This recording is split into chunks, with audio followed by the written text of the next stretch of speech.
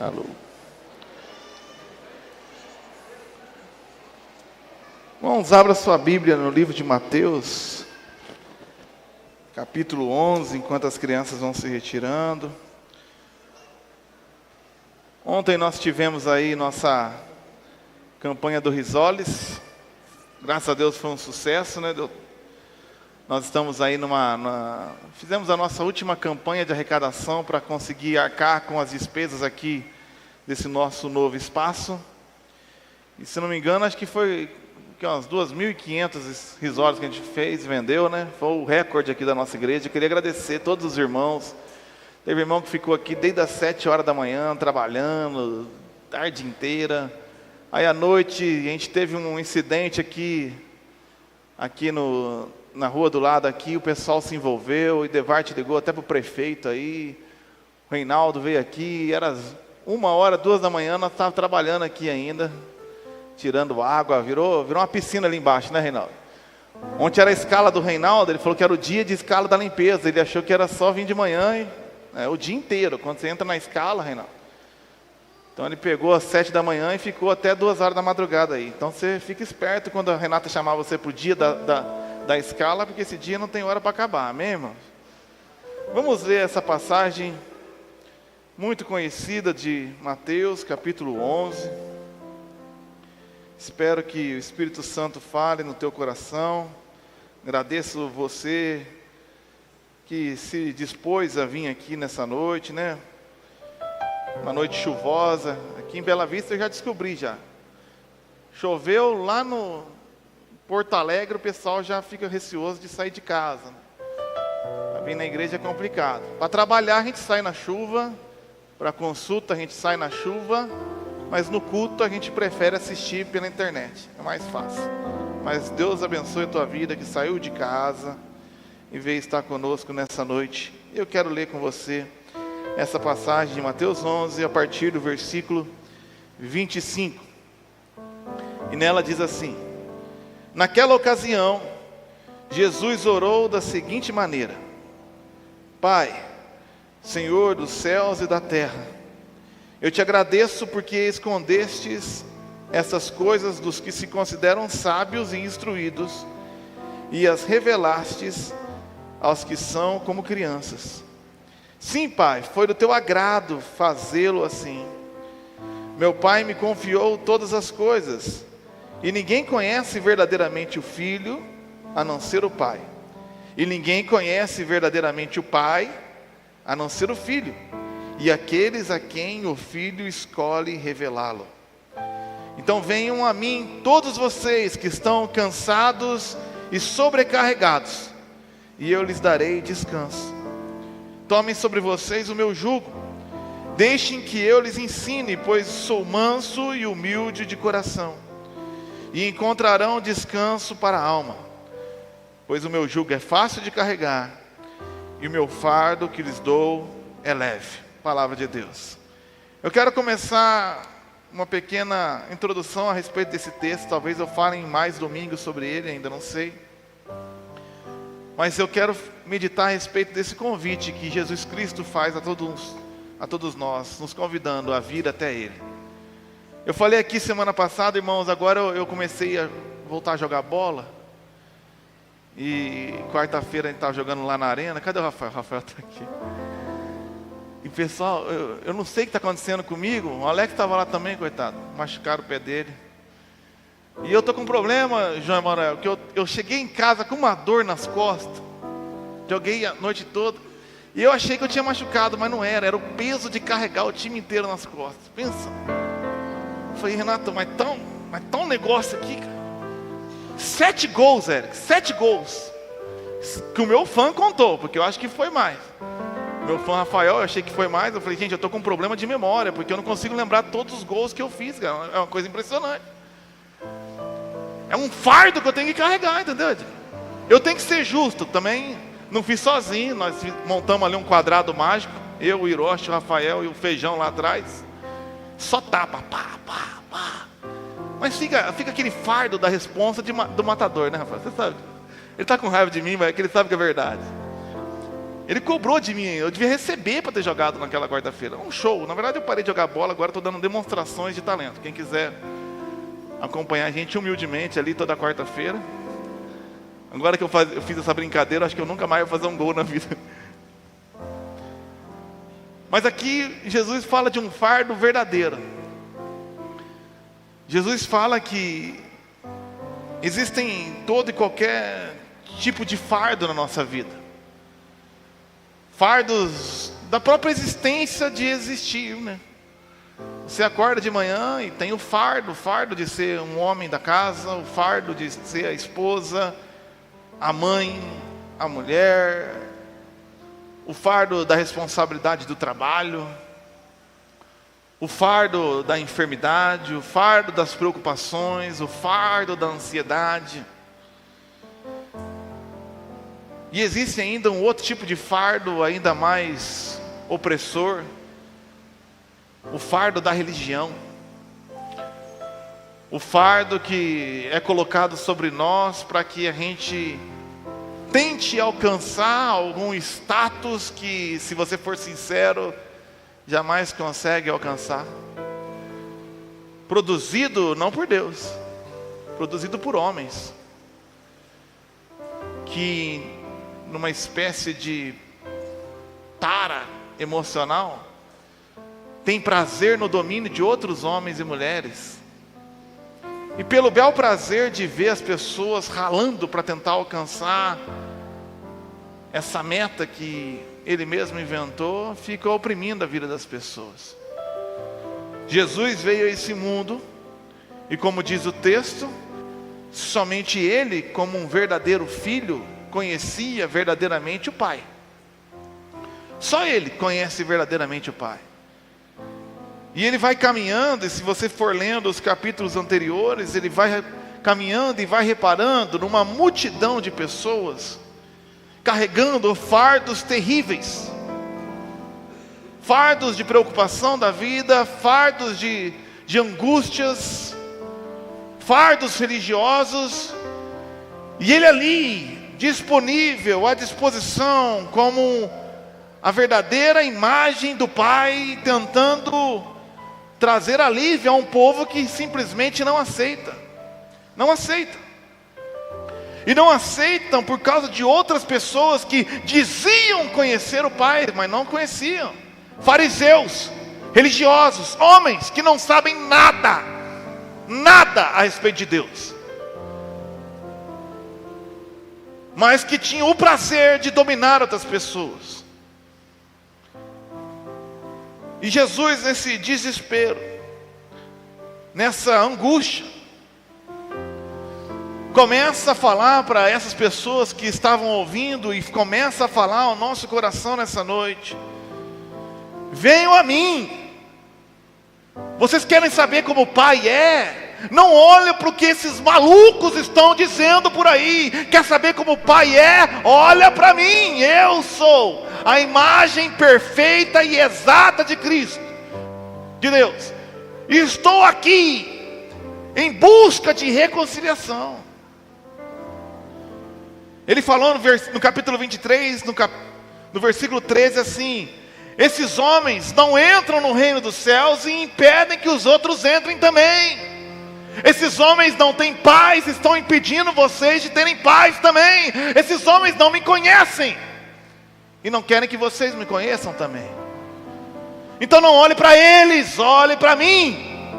Vinde a mim, todos vós que estáis cansados e sobrecarregados, e eu vos aliviarei. Eu vou livrar vocês desse fardo terrível.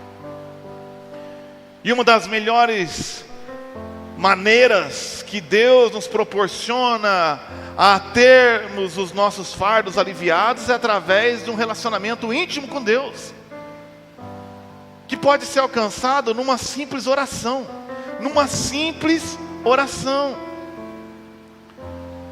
Mas os religiosos criam tantos modos e métodos que praticamente parece impossível chegar até Deus. Eu tenho que estar numa perfeição que, sinceramente, eu acho que nunca vou alcançar. e eu vou orar e eu simplesmente sinto que nem mesmo sei orar. Eu lembro uma vez que eu comprei um livro do Benny Hinn, e ele começou a falar que na oração tinha que abrir com uma exaltação, depois com um agradecimento, depois com uma reflexão, depois eu não sei o que. Eu falei, era 7 passos da oração. Eu não entendo isso aí, é muita coisa. Eu não consigo me relacionar com alguém baseado em uma regra. Eu não consigo me relacionar com a Renata baseado, agora eu vou falar assim, depois eu vou cumprimentar assado, e a gente até conjuga os verbos diferentes. Pai, tu sabes, querido Deus, amado Pai. Ninguém fala assim. E eu tenho que mudar, eu tenho que falar no português, sempre no gerúndio, para ver se Deus me atende. Eu tenho que estar em perfeição, para ver se Ele me aperfeiçoa. Eu tenho que estar em santidade, para ver se Ele me santifica. Não faz sentido. Pelo contrário, Jesus nos apresenta os verdadeiros motivos que nós podemos chegar até Ele, e ter intimidade, e aliviar os nossos fardos.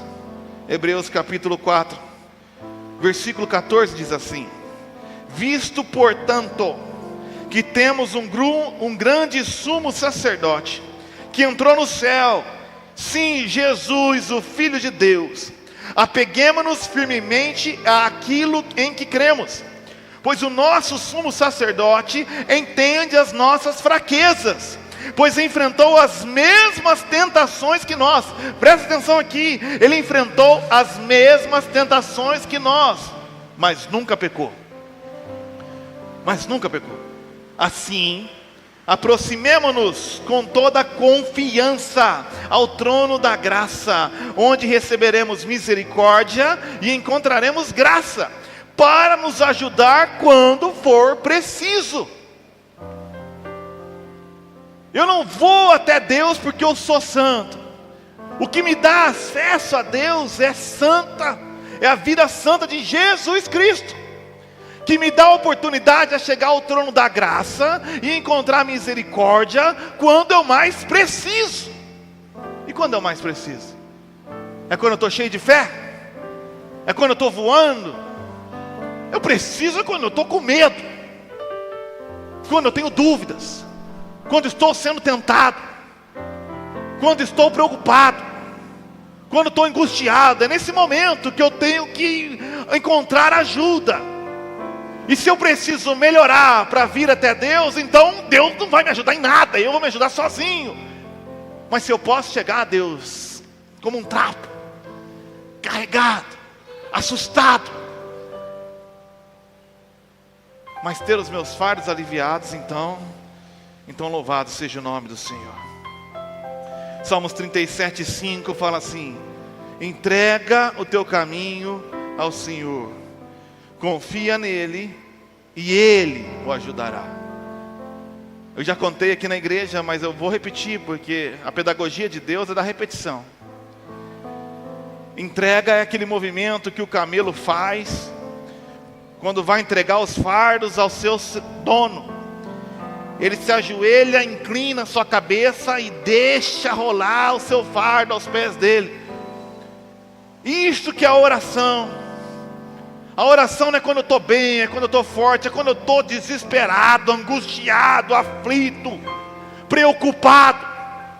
Mas eu me ajoelho não porque eu sou bom, mas porque o sumo sacerdote, que é bom e perfeito, me deu essa oportunidade de, pela graça, me ajoelhar e deixar rolar todas as minhas preocupações. Por isso 1 Pedro 5,7 fala: lance sobre Ele todas as suas ansiedades, pois Ele tem cuidado de vós. Filipenses capítulo 4, versículo 6 diz assim: não vivam preocupados com coisa alguma, em vez disso, orem a Deus pedindo aquilo de que precisam, e agradeçam-lhe por tudo que Ele já fez. Não fica preocupado com nada não. Eu estou vivendo ultimamente num hábito que parece até ridículo. Eu não estou deixando mais nada para amanhã. recebo uma notícia ruim aqui, pego meu celular, eu dobro o joelho onde eu estou e falo assim, agora deu ruim. Resolve esse negócio aí, não dá não. É terapêutico até. Eu não espero de noite, não espero a hora de dormir não. Alguém fala uma coisa atravessada para mim, que horas que eu preciso de ajuda de Deus, se não é quando alguém me fala uma besteira? E a minha natureza terrena brota com aquela vontade de... Então eu ouço aquilo ali, eu falo, amém. Oh Deus, Deus, me ajuda.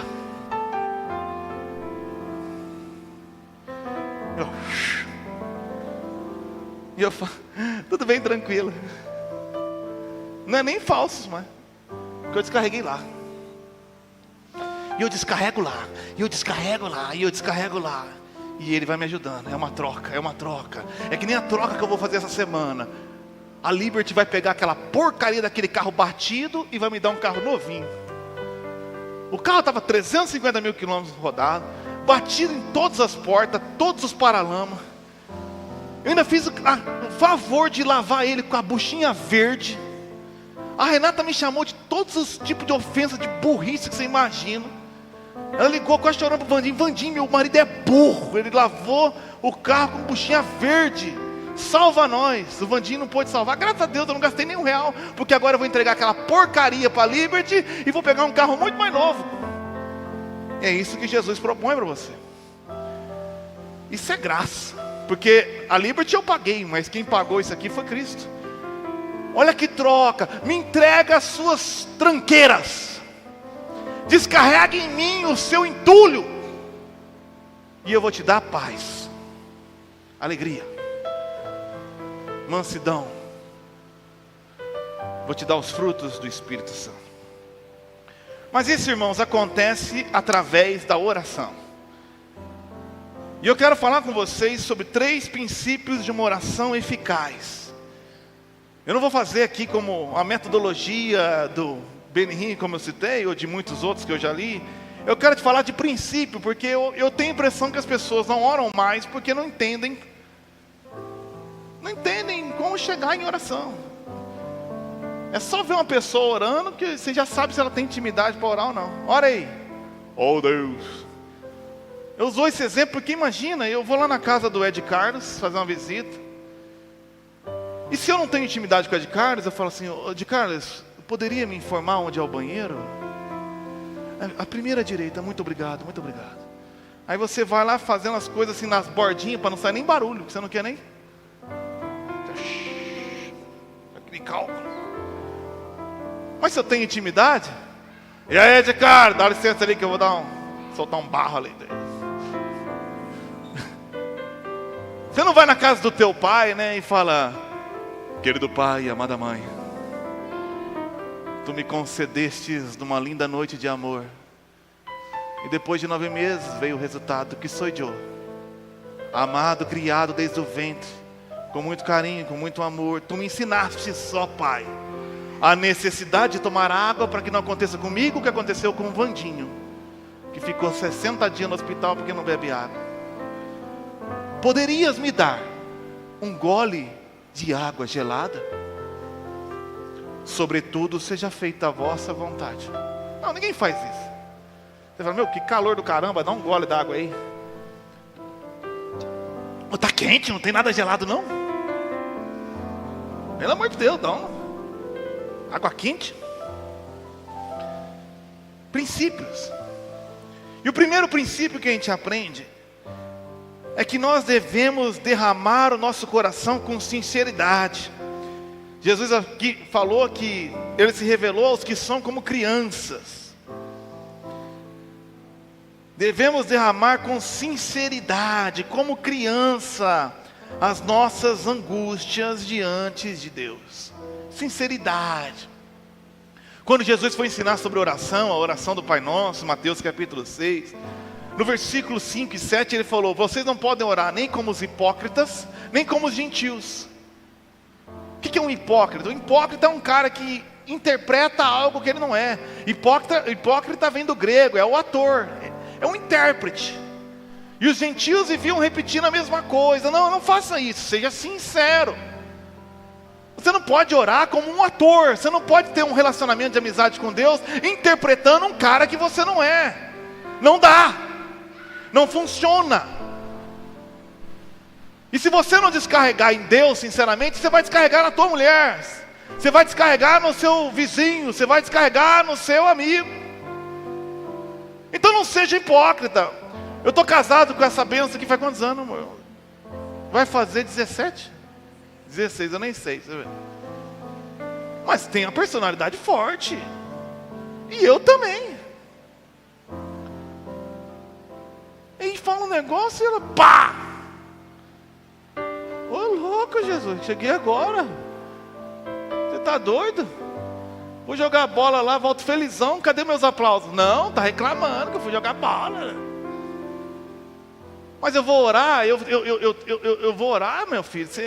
Graças a Deus, Deus não grava minhas orações, não. Ô Senhor, é tua filha, mas pelo amor de Deus, que é muito chata, meu Deus. Meu Deus do céu, caramba. Não gosto de reclamar da filha dos outros, mas essa aqui, sei lá o que aconteceu. Resolve. E essa menina aqui, olha aqui. Essa Nelícia, onde eu errei? E você fala. E levanta. E aquela raiva que você descontou na tua esposa, morreu. Botou o cinto. Botei. Alguém disse que uma vez a mulher estava em coma e ninguém sabia mais o que fazer, a esposa. E a enfermeira chegou para a mulher morrendo e falou assim: já fizeram de tudo? Já. Não tem mais o que fazer, ela não volta do coma. Então a enfermeira chegou no ouvidinho dela e falou assim: teu marido está sentado no sofá de boa. Levantou na hora: pega o negócio para mim.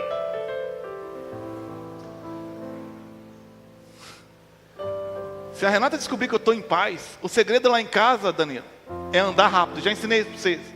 Que aparecer ocupado no serviço, sempre ande rápido. É assim, ó. Não estou fazendo nada, mas eu estou...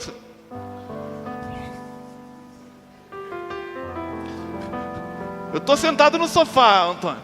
A Renata começou a chegar perto. Cara de tenso, olhando para algum ponto. Tá indo aonde? Pegou um negócio. Só para chegar na cama e fazer... Aí ela vê essa vadiagem minha... Pode vomitar em mim ou pode chegar. Mas que marido vagabundo, Deus. Vagabundo. Sinceridade. Abra sua Bíblia, 1 Samuel. Aqui nós vemos esse princípio de oração exposto na palavra. 1 Samuel capítulo 1 conta a história da família de um homem chamado Eucana, que fez a besteira de ter 2 mulheres. Nunca faça isso, tá? Já dá dor de cabeça ter uma, imagina ter 2. E como isso não nasceu para dar certo, ele tinha Penina, que tinha vários filhos, e tinha Ana, que não tinha filho nenhum. No Oriente Antigo, uma mulher só tinha um único propósito na vida: gerar filhos. Então uma mulher estéril, ela não tem propósito na cultura do Oriente Antigo. Mas Ana era estéril. E o texto diz que quando chegava o momento de ir ao templo sacrificar, Eucana dava uma porção para Penina e a porção para cada um dos seus filhos. E para Ana não se sentir mal, dava uma porção especial para ela. Mas ela ficava muito triste. Todos os anos era a mesma coisa, diz o versículo 7 do 1º capítulo. Penina provocava Ana quando iam à casa do Senhor, e a cada vez Ana chorava muito e ficava sem comer. Ana, por que você chora? Perguntou Eucana, seu marido. Por que não come? Por que está tão triste? Será que eu não sou melhor para você do que 10 filhos? Com certeza não, né? Certa vez, depois que comeram e beberam em Siló, Ana se levantou. O sacerdote ali estava sentado ao lado da entrada do templo do Senhor. E Ana estava muito angustiada e chorava sem parar enquanto orava ao Senhor. Então fez o seguinte voto: ó Senhor dos exércitos, se olhares com atenção para o sofrimento da tua serva, se responder à minha oração, se me deres um filho, eu dedicarei para sempre ao Senhor, e o cabelo dele nunca será cortado. Enquanto ela fazia sua oração ao Senhor, Eli a observava. Viu que os lábios dela se moviam, mas como não ouvia som algum, pensou que ela estava bêbada. Até quando vai se embriagar? Disse ele, larga esse vinho. E Ana respondeu, meu senhor, eu não bebi vinho, nem outra coisa mais forte. Eu estava derramando meu coração diante do Senhor, pois sou uma mulher profundamente triste. Não pense que sou uma mulher sem caráter. Estava apenas orando por causa da minha grande angústia e aflição. Nesse caso, vá em paz, disse Elias. Que o Deus de Israel lhe conceda o que você pediu. Muito obrigado, exclamou ela. Então Ana voltou e começou a se alimentar novamente. O seu rosto já não estava triste. E na manhã seguinte, a família toda se levantou bem cedo e foi adorar o Senhor novamente. Depois voltaram para casa em Ramá. Eucana teve relações com Ana e o Senhor se lembrou dela. E no devido tempo, Ana engravidou e teve um filho. Deus responde a oração. Eu estou triste porque Penina está rindo da minha cara. Eu estou triste porque eu não tenho um filho. Imagina a sinceridade da oração dessa mulher a ponto do sacerdote achar que ela estava bêbada. Mas ela não estava preocupada com a aparência, ela não estava preocupada com o teatro, ela não estava preocupada com a conjugação dos princípios certos ali na oração. Ela só estava preocupada em derramar o seu coração diante de Deus, confessando todas as suas limitações. Eu não posso ter filho, e eu quero ter um filho. E confessar as nossas limitações é o segundo princípio de uma oração que presta. Você não pode chegar para Deus baseado no teu mérito. Oh Deus, eu estou indo na igreja, Deus, eu dei o dízimo, Deus, eu toquei no louvor, o Senhor sabe como eu sou bom e eu fiz aquilo. Não, confessa a sua limitação. Senhor, me perdoa, eu não consigo ser o marido que a minha mulher acha bom o suficiente. Eu não consigo ser o pastor que ganha o respeito dessas ovelhas abençoadas que o Senhor me deu. Eu não consigo ser um pai exato que eu deveria ser. Eu não consigo, eu não estou conseguindo. Eu não tenho paciência, Deus.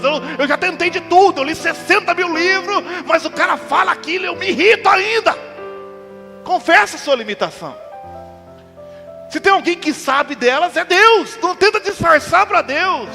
Não chega para Deus tentando enganar. Alguém já disse que no momento que Deus tem que ter mais paciência com os seus filhos é quando eles oram.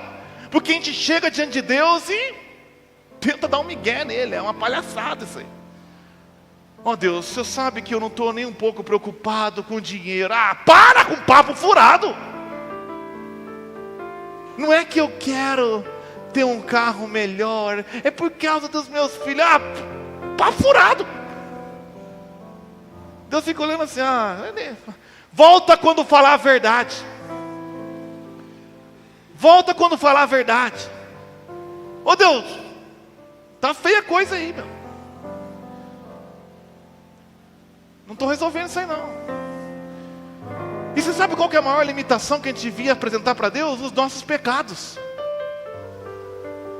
E aí entra a grande jogada que o capeta faz com todo mundo, porque nós temos um Deus que está em busca de reconciliação. Presta atenção nisso, é Deus que está em busca de se reconciliar com você. Deus é tipo, cada casamento tem aquela pessoa que volta, já que eu estou usando o casamento hoje, tomara que não dê ruim depois. Mas lá em casa é o seguinte, quando a gente briga e eu estou errado, eu vou até a Renata para a gente se reconciliar. E quando a gente briga e a Renata está errada, eu vou até a Renata para a gente se reconciliar. Você também é assim, né, cara? Eu acho que é um padrão generalizado. A Renata não vai lá, não, ela vai ficar lá com aquela cara. Ela sabe que fez cagada, mas ela vai ficar lá. Deus é o marido. Você quer entender Deus? Deus é o marido do relacionamento. A gente faz burrado e ele que vem ainda. Ele vem. Ele não está surpreso que você falhou. Ele é onisciente. Ele é o cara que veio até Adão e Eva quando eles falharam. E aí que você tem que entender uma coisa, que o que Deus detesta é justamente o orgulhoso. E o diabo tem uma jogada. Você falha, você peca, e vem na tua cabeça, vamos lá se arrepender, vamos lá se reconciliar com Deus, vamos lá na igreja. Aí o diabo fala assim, mas você não tem vergonha na cara? Você acabou de fazer besteira, irmão. Você acabou de errar pela milésima vez. Tem dignidade. Dignidade é orgulho, irmão. Adão correu atrás da sua dignidade. Ele falhou, viu que estava nu, ele e Eva, e correu atrás para se cobrir, para conduzir e manter a sua dignidade. Mas Deus chega para ele e fala, onde você está, Adão? Essas roupas de figueira não prestam, eu tenho um sacrifício aqui para te oferecer, e te cobrir de verdade. Davi era um homem segundo o coração de Deus, não porque Davi nunca errou. Na verdade, eu acho que o Davi é o mais desgraçado da Bíblia inteira. Mas ele era segundo o coração de Deus, porque toda vez que ele falhava, ele se alinhava ao coração de Deus. Isso que é segundo o coração de Deus. E onde que isso acontece? Na oração. Ele ia e alinhava o seu coração com Deus, porque quando você se relaciona com Ele, nessa troca de energia, vamos por assim, nessa termodinâmica, é só você que muda. E Davi não pensava duas vezes antes de ir ao Senhor e confessar os seus lamentos, confessar a sua dor, confessar os seus pecados. Salmos capítulo 51, depois daquela desgraça que ele teve a pachorra de cometer, ele escreveu esse texto dizendo: tem misericórdia de mim, por causa do teu amor, por causa da tua grande compaixão, apaga as manchas da minha rebeldia, lava-me de toda a minha culpa, purifica-me do meu pecado, pois reconheço que minha rebeldia, meu pecado me persegue todo o tempo. Pequei contra ti, somente contra ti, fiz o que é mal aos teus olhos, por isso tem razão nos que dizem, e é justo o teu julgamento contra mim, pois sou pecador desde que nasci, sim, desde que minha mãe me concebeu. Tu, porém, desejas a verdade no íntimo e no coração me mostras a sabedoria. Então me purifica da minha impureza e ficarei limpo. Lava-me e ficarei mais branco que a neve. Devolva-me a alegria e a felicidade. Tu me quebraste, agora permite que eu exulte outra vez. Não continues a olhar para os meus pecados. Remove as manchas da minha culpa. Cria em mim, ó Deus, um coração puro. Renova dentro de mim um espírito firme. Ele foi a Deus. Me lava que eu fico limpo. Me perdoa que eu fico perdoado. Me purifica que eu fico sarado. E depois ele disse em Salmos 32: como é feliz aquele cuja desobediência é perdoada, cujo pecado é coberto. Sim, como é feliz aquele cujo Senhor não leva em conta o seu pecado, cuja consciência é sempre sincera. Pois enquanto me recusei a confessar o meu pecado, meu corpo definhou e eu gemia o dia inteiro. Dia e noite tua mão pesava sobre mim, minha força evaporou como água no calor do verão. Mas finalmente confessei a ti todos os meus pecados, e não escondi mais a minha culpa. Disse comigo: confessarei ao Senhor a minha rebeldia, e tu perdoaste toda a minha culpa. Portanto, todos os que forem fiéis, orem a ti enquanto há tempo, para que não se afoguem quando vier a inundação. Ore ao Senhor enquanto há tempo. Não caia na cilada do diabo, não. Não espere ter dignidade. Não espere passar as coisas para conversar com Deus, Ele já sabe. Não carregue esse peso dentro de você. Chegue para Deus e confessa. confessa. Eu estou contando aqui as minhas histórias, é verdade, é assim que eu faço, e é assim que Deus tem me curado, me libertado, me tratado, me transformado, porque eu não estou interpretando um ator para agradar um bando de pessoas que eu nem sabia que existia. Eu estou sendo sincero diante de Deus. Senhor, se o Senhor não me der paciência, você não está vendo que eu sou nervoso? Você não está vendo que eu sou nervoso? Se o Senhor não me der paciência, eu vou dar um tapa na cara de um aqui. Alguém já viu bater em alguém aqui? Não, porque funciona. Agora, já quis bater? Claro, nessa reforma aqui, Deus me livre. Joel, meu Deus, está vivo pela graça de Deus. Já tinha que tomar umas 70 bicudas já. Mas, Senhor, o Joel veio com defeito de fábrica terrível. Eu vou esperar ele, vou dar uma bicuda na cara dele e dane-se o ministério, acabou. E Deus te lava. E Deus te purifica. Aí depois vem o Joel e fala: nunca conheci um cara tão paciente como você. Você não sabe quantas vezes eu te matei, meu filho.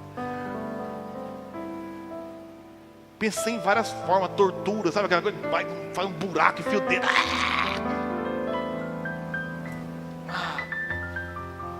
Mas é pecado. Pecado é fazer isso, irmão. Chega diante de Deus. Você sabe por quê? Quem não confessa tentação não confessa pecado, irmão. Quem confessa tentação não precisa confessar pecado. Quer pagar de gostosão diante de Deus, santarrão, poderosão, e aí depois tem que confessar que pecou. O que tem me mantido aqui nesse ministério 3 anos nessa cidade, irmão, é a confissão constante diante de Deus do monte de raiva que eu passo aqui nessa cidade todo dia. E Deus vai continuar fazendo, porque é assim que funciona. Sinceridade. Sinceridade. Abra seu coração. Demonstre as suas fraquezas. E por fim,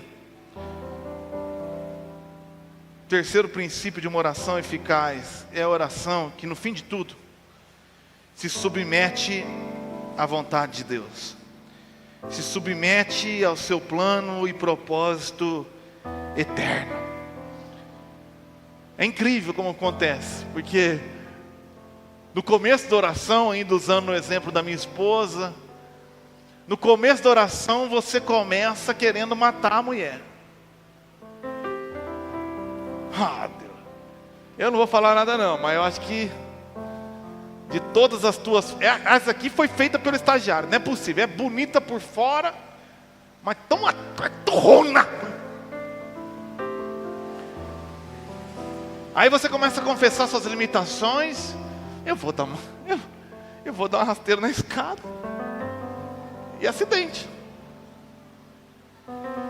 Mas no final da oração, você já está assim. Se for sincero, você já está assim: se bem que eu também, né? A mulher acordou 6h30, eu mandando ela fazer janta 00:30 também, né? Trocando a fralda de 3 meninas para dormir. E eu aqui jogando meu Clash Royale. Faz o que o senhor quiser aí. Eu quero que você sobe lá e lava a roupa. Sério mesmo? Pergunta para ela o que ela precisa. Amor, tá precisando aí? Claro!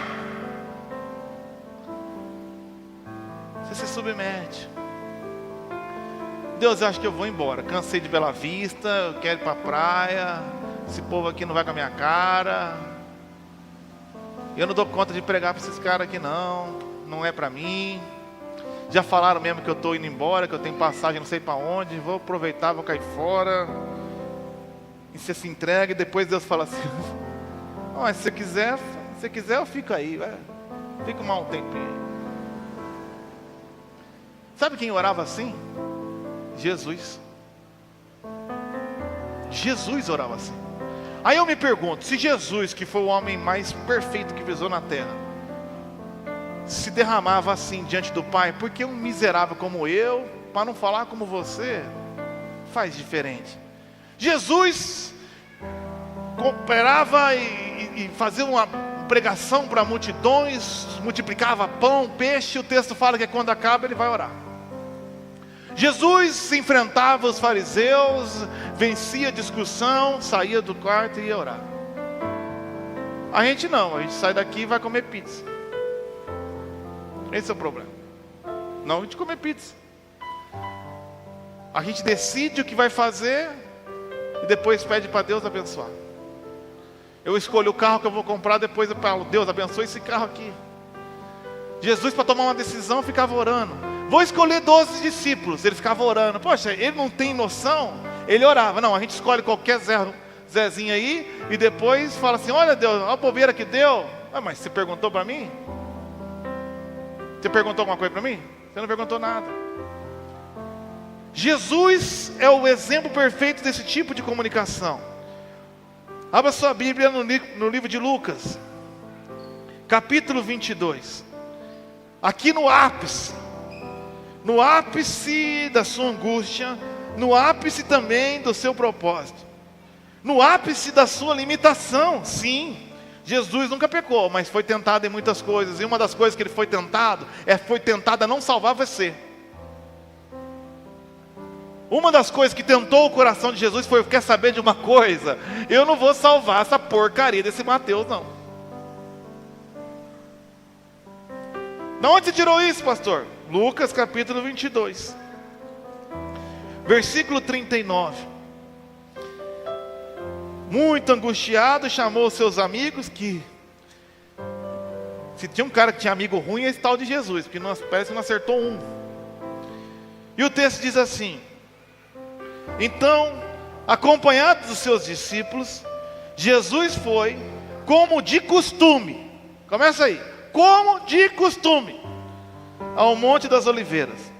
Ao chegar, disse: orem, para que vocês não cedam à tentação. Porque eu também vou orar, porque senão eu vou ceder à tentação. E a minha tentação é mandar cair um raio na cabeça desses caras romanos aqui. A minha tentação é falar, estou fora. Então afastou-se a uma distância como de um arremesso de pedra, mais ou menos ali. Ajoelhou-se e orou. E olha isso aqui: Pai, se queres, afasta de mim este cálice. Engraçado que não só falou, como ele estava a uma distância que deixou os discípulos ouvirem, tá? Ele estava orando de um jeito tipo assim: Senhor, se puder, afasta de mim esse cálice de ter que morrer pela porcaria do Ed Carlos. O cálice não é morrer não. O cálice é o cálice da ira de Deus, que era para vir sobre o Ed Carlos, sobre mim, sobre você, sobre Joel. E ele, sendo onisciente, sabendo a bomba que estava para vir por ele, confessou, abriu o coração, se derramou, angustiado, com todo amor que tinha, mas morrendo de medo e de pavor, falou: se possível, se o Senhor quiser, vamos abortar esse negócio. É a primeira vez que Jesus fala sobre aborto. Vamos abortar isso aqui. Não vai dar. Eu vou tomar toda a ira do Senhor sobre mim. A ser cuspido, beleza. Ser maltratado, mas a ira de Deus ser abandonado na cruz. Se possível. Olha que oração sincera. Ele não pagou uma aqui de... E ele é santo. Ele não pagou assim, não, estou aqui, faça. Não. Se possível, eu estou fora. Mas contudo, seja feita a tua vontade, e não a minha. Então apareceu um anjo do céu que o fortalecia, e ele orou com ainda mais fervor, e a sua angústia era tanta que seu suor caía na terra como gotas de sangue. Por fim se levantou, voltou aos discípulos e os encontrou dormindo. exaustos de tristeza. Por que vocês dormem? Perguntou ele. Levantem-se e orem para que não cedam à tentação. Eu gosto da passagem dessa mesma história no Mateus 26, 38, que diz assim: a minha alma está profundamente triste a ponto de morrer. Jesus. E o final da história você sabe.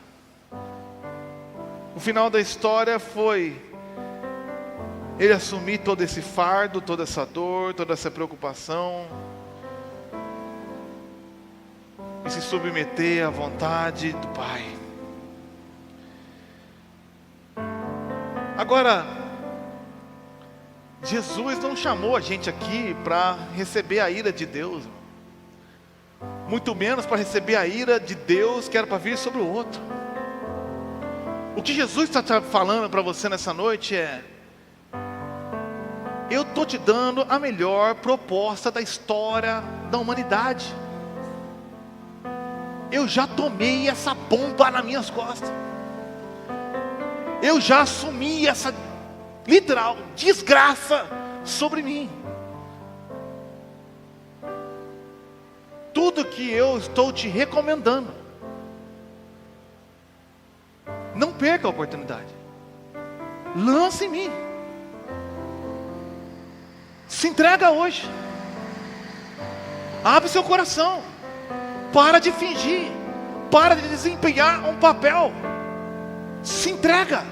Lança sobre mim. Aprende comigo. Eu sou Deus, que eu sou manso e humilde. Por que você vai ser um mala? Deus se opõe aos orgulhosos, mas concede graça aos humildes. Abra o coração e seja sincero uma vez na tua vida.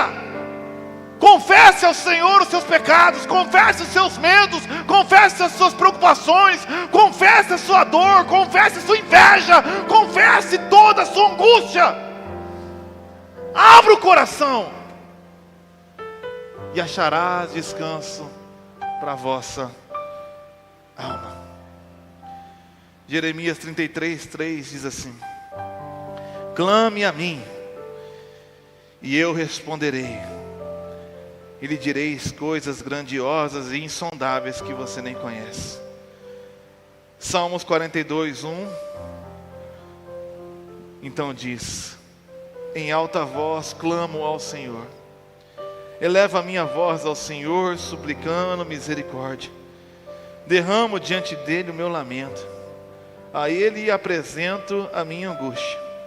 Quando o meu espírito se desanima, és tu quem conhece o caminho que eu devo seguir. Coloque-se de pé. Se você está voando, essa mensagem não é para você. Mas se você chegou aqui angustiado, preocupado, prisioneiro de algum pecado, se sentindo indigno, eu queria desafiar você a fechar os seus olhos e abrir o seu coração. Poxa vida, Davi fez isso, Ana fez isso, Jesus fez isso. Por que você não? Por que você não? O que tem te afligido nessa noite?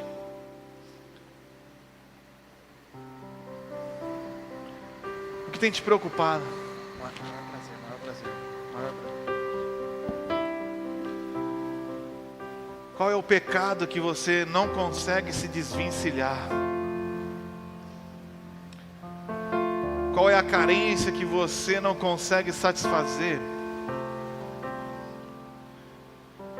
Qual é o desempenho que você não consegue executar? A meta que você nunca chega? O paradigma que você não consegue quebrar? Eu tenho alguns irmãos Eu tenho alguns no meu coração muito forte. A Bíblia fala que a marca do verdadeiro cristão é a fé em Cristo Jesus, o amor ao próximo e a esperança da glória futura. Mas muitas vezes eu duvido e vacilo na minha fé. Às vezes eu me pego tendo esperança de coisas terrenas. Mas aonde eu mais falho com toda a certeza do mundo é no amor ao próximo. Mas o que eu tenho aprendido com o Senhor é abrir meu coração, confessar as minhas falhas e dizer para Deus: Deus, me perdoa porque eu tenho muita raiva. Me perdoa porque eu tenho muito medo de um monte de coisa que aconteceu no passado. Eu morro de medo de voltar a acontecer. Medo porque às vezes eu olho para uma pessoa e essa pessoa me lembra outra pessoa que me fez mal e eu morro de medo de me relacionar com ela. E eu posso testemunhar para você que da mesma maneira como eu confesso que eu falho muito, o Senhor tem criado em mim um novo coração. E Ele quer fazer isso na tua vida. Na área onde o diabo mais te envergonha. Na área onde você mais fracassou. E é justamente nesse lugar que o Senhor quer glorificar o seu nome. Mas você precisa se entregar. Você precisa clamar. Derrama sobre mim, ó Pai, um novo óleo. Senhor, a gente perdeu o primeiro amor pelo Senhor também. A gente perdeu aquela paixão do primeiro amor. Foi crescendo, foi estudando, foi lendo. E agora a gente está apegado a coisas que passam. Não adoramos o Senhor como deveríamos adorar, ou como adorávamos lá atrás. Restaura, Pai. O Senhor nos clamou nessa noite para reconciliar o nosso coração com o Teu. O Senhor tem chamado outras pessoas aqui a uma noite de reconciliação. Alguém que, acreditado por fariseus, tentou desempenhar e falhou. E não entende que é pela graça. Que é pela graça. Mas nessa noite, se o Senhor se revelar a eles, e eles como criança acreditarem na simplicidade da Tua palavra, reconcilia-nos, Senhor. Faz um milagre. Chama-nos a um novo nível de intimidade e comunhão com o Senhor, diária, sem cessar. E conduz essa igreja a um novo ambiente de adoração, não de estranhos que vêm ouvir uma música e uma palavra, mas de filhos que conhecem o Pai como o Filho nos revelou. Um Abba Pai, um paizinho querido, um paizinho de amor, um pai que se preocupa. Eu vejo nesse texto Jesus falando assim: vocês não conhecem o meu Pai, porque se conhecessem, orariam melhor, orariam mais. Se vocês conhecessem o coração do meu Pai e o amor que Ele tem por vocês, vocês se derramariam o seu coração, a sua mente, as suas angústias aos seus pés. A dor do pai é a dor que um pai tem quando o seu filho não acredita no seu amor. Mas nessa noite eu oro que o Espírito Santo se revele ao teu coração e que você se derrame diante dele, em nome de Jesus. Abra o seu coração, diga a Ele: